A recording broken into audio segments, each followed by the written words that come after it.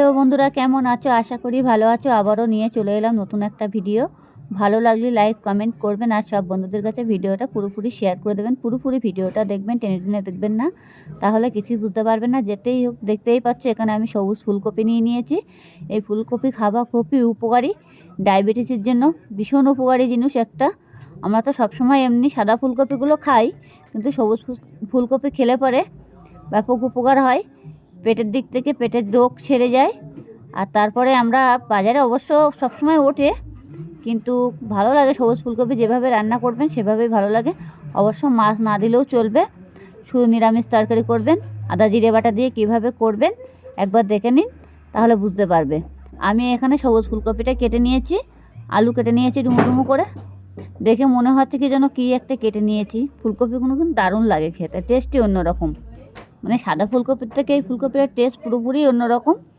আর যাদের ডায়াবেটিস আছে তাদের জন্য ভীষণ উপকারী, পেটের সমস্যা মানে সব সময়।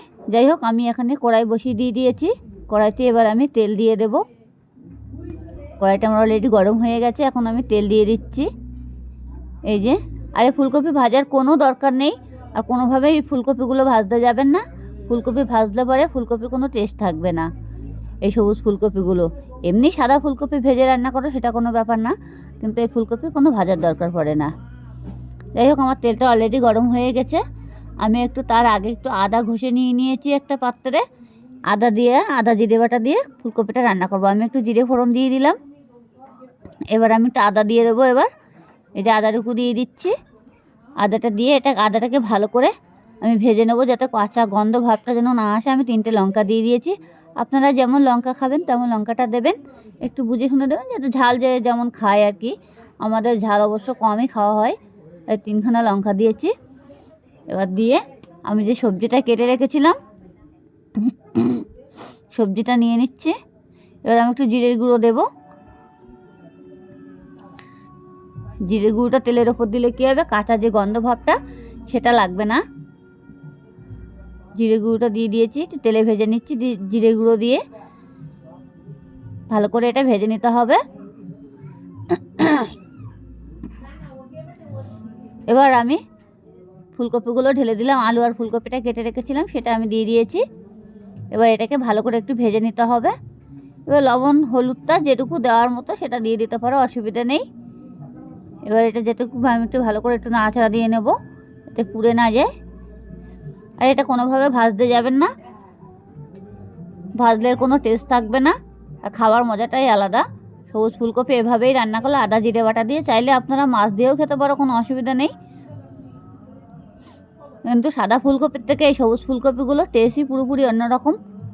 এবার লবণ দিয়ে দিচ্ছি আমি। লবণটা একটু বুঝে দেবেন যাতে পুড়ে না যায়।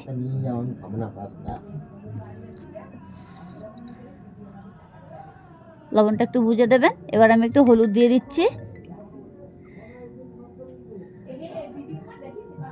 বেশ, আমার হলুদটা দেওয়া হয়ে গেছে। লবণ, হলুদ, জিরে গুঁড়ো তো আমি তেলে ভেজে দিয়েছি। এবার আমি একটু হালকা পরিমাণে একটু চিনি দিচ্ছি। চিনিটা দিয়ে দিয়েছি। এবার আমাকে এটা ভালোভাবে নাড়তে হবে।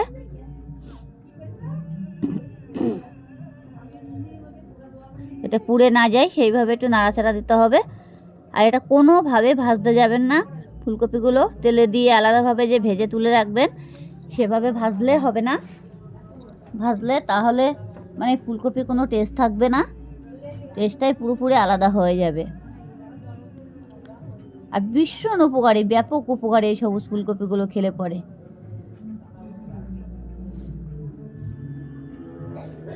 এবার আমি এখন এটাকে ভালো করে ঢেকে দেব।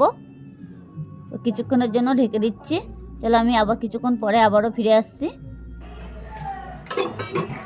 এবার আমি তুলে দিলাম। দিয়ে এবার আমি দেখতেই পাচ্ছি, এবারে ভালো করে নাড়াচাড়া দিতে হবে। ফুলকপিগুলো একদম পুরো হয়ে গেছে, আরও ছোট ছোট হয়ে গেছে। একে ভালোভাবে নাড়তেই হবে। অলরেডি আমার কিন্তু অনেকটা কষাই হয়ে গেছে। এবার একটু জল দিয়ে দিতে হবে। জলটা একটু পরে দিচ্ছি।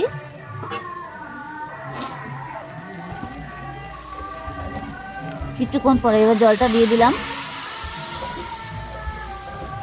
বেশি জল দেবো না, যেটি হোক এমনিতেই মানে পুরো কচি, আর তার মধ্যে অল্প একটু আলু দিয়েছি, তো মনে হচ্ছে আলুটা অনেকটা বেশি, কিন্তু ফুলকপিটাই বেশি ছিল, আলুটা এখন বেশি লাগছে, ফুলকপিটা কমে গেছে।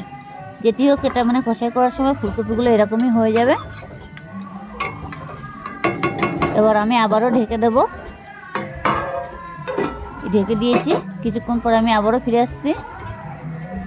দেখো আমার ফুলকপিটা একদম পুরোপুরি তরকারিটা রেডি হয়ে গেছে। আর নিরামিষ তরকারি খেতে কিন্তু খুবই আস্বাদ আলাদা, স্বাদই আলাদা। আমি এখন পাত্রে ঢেলে নিলাম। ভালো লাগলে লাইক কমেন্ট করতে ভুলবে না, কেমন?